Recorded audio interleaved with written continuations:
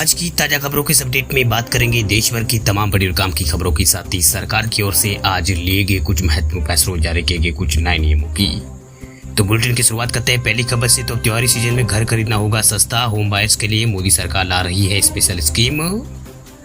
त्योहारी सीजन में अगर आप भी घर खरीदने की योजना बना रहे हैं तो आपके लिए अच्छी खबर। दरअसल मोदी सरकार जो है घर खरीदने वालों के लिए होम लोन सब्सिडी स्कीम लेकर आ रही है। इस स्कीम को इसी महीने लॉन्च करने की तैयारी है। इस महीने में कभी भी इस स्कीम को शुरू किया जा सकता है। मेरी जानकारी के मुताबिक सरकार शहरी गरीबों और मध्यम वर्ग के लोगों के लिए होम लोन पर नई सब्सिडी योजना जो है वो शुरू करेगी या नई ब्याज सब्सिडी योजना जो है शुरू करेगी। सरकारी सूत्रों के मुताबिक इस जो स्कीम जो है इसके तौर तरीकों को अभी अंतिम रूप दिया जा रहा है।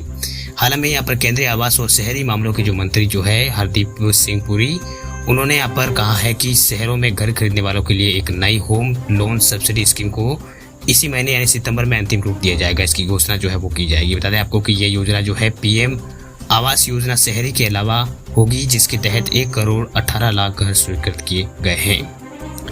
बात अब करते हैं अगली खबर की। तो पेट्रोल डीजल के सस्ते होने की उम्मीदों पर फिरा है पानी। कच्चे तेल के दाम पहुंचे हैं 9 महीनों के हाई पर।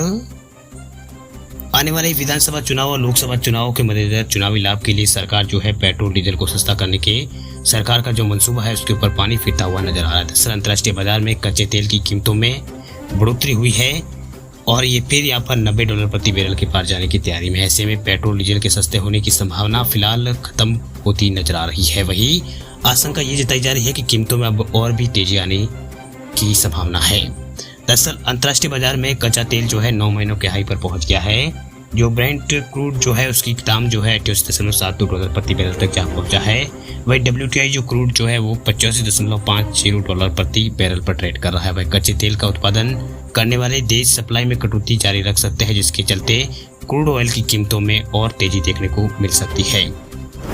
बात हम करते हैं अगली खबर की। तो SBI के ग्राहकों के लिए बड़ी खबर देखिए। SBI के करोड़ों ग्राहकों को तोहफा अब UPI के जरिए उठा सकेंगे इस सुविधा का लाभ।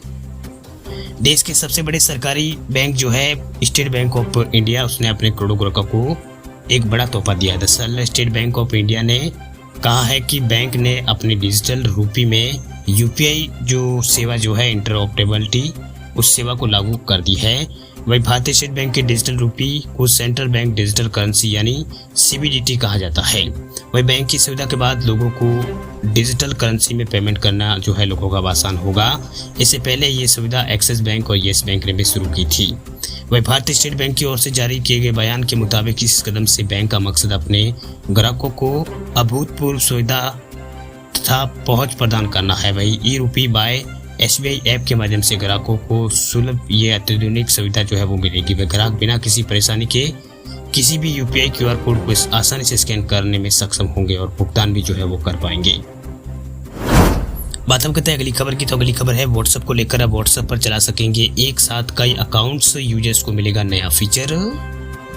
WhatsApp एक मल्टी अकाउंट फीचर की टेस्टिंग कर रहा है। यूजर्स काफी समय से एक ही डिवाइस पर दूसरा अकाउंट इस्तेमाल करने की मांग कर रहे थे। लंबे समय से चल रही इनकी फरमाइश को अब पूरी करने का यहाँ पर WhatsApp जो है पूरा करने वाला है। दरअसल मेटा के इस ऐप में अब सेटिंग इंटरफेस को भी रीडिजाइन किया जा रहा है ताकि नए ऑप्शंस लोगों को और बेहतर मॉडर्न एक्सपीरियंस दे पाए। वही वाबेटा इन्फो की रिपोर्ट के मुताबिक इस अपडेट में एक रेडिलाइज्ड प्रोफाइल टैब भी यहाँ पर चैट लिस्ट के साथ दिया गया है। वही एक ही डिवाइस पर कई WhatsApp अकाउंट यूज करते हुए WhatsApp आपके हर अकाउंट के सभी चैट्स और नोटिफिकेशन को अलग ही यहाँ पर रखेगा।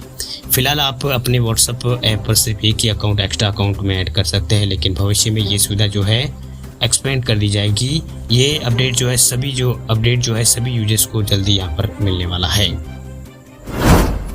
बात हम करते हैं अगली खबर की। तो केंद्रीय कर्मचारी यानी सरकारी कर्मचारियों के लिए अच्छी खबर देखिए। सरकार जल्द कर सकती है महंगाई भत्ते बढ़ाने का ऐलान। केंद्र सरकार कर्मचारियों का इंतजार जो है केंद्र सरकार के जो कर्मचारी है उनका इंतजार अब खत्म होने वाला। दरअसल मीडिया रिपोर्ट की माने तो सरकार जो इसी महीने सितंबर 2023 में DA में बढ़ोतरी की घोषणा कर सकती है। वह DA में बढ़ोतरी जो है 1 जुलाई 2023 से लागू होगी। DA में ये बढ़ोतरी जो है 3% से बढ़ाकर यहाँ पर इसे 45% तक पहुंचने की अभी उम्मीद जताई जा रही है। वही कर्मचारी और पेंशनर्स के लिए महंगाई भत्ता जो है हर महीने लेबर ब्यूरो के औद्योगिक श्रमिकों के लिए नए उपभोक्ता मूल्य सूचकांक यानी CPIW के आधार पर तय किया जाता है। लेबर ब्यूरो मिनिस्ट्री का एक विंग है जो न्यूनतम आंकड़ों के अनुसार जुलाई 2023 के लिए अखिल भारतीय CPI WI जो IW जो है वो 3.3 अंक से बढ़कर 139.7 हो गया है। वह एक महीने में 1% पर बदलाव पर पिछले महीने की तुलना में इसमें 2.42% की बढ़ोतरी हुई है। वही एक साल पहले इस महीने के बीच जो है 0.90% की बढ़ोतरी दर्ज हुई है। वही DA जो है सरकारी कर्मचारियों को दिया जाता है, जबकि DR जो है पेंशनर्स को दिया जाता है। DA और DR में साल में 2 बार बढ़ोतरी होती है। अभी 1 करोड़ से अधिक केंद्र सरकार के कर्मचारी और पेंशनर्स को 42% महंगाई भत्ता मिल रहा है। जहां केंद्र सरकार के कर्मचारियों को DA मिलता है तो वही पेंशनर्स को DR दिया जाता है। DR और DA में साल में जो है 2 बार बढ़ोतरी की जाती है, जनवरी और जुलाई में।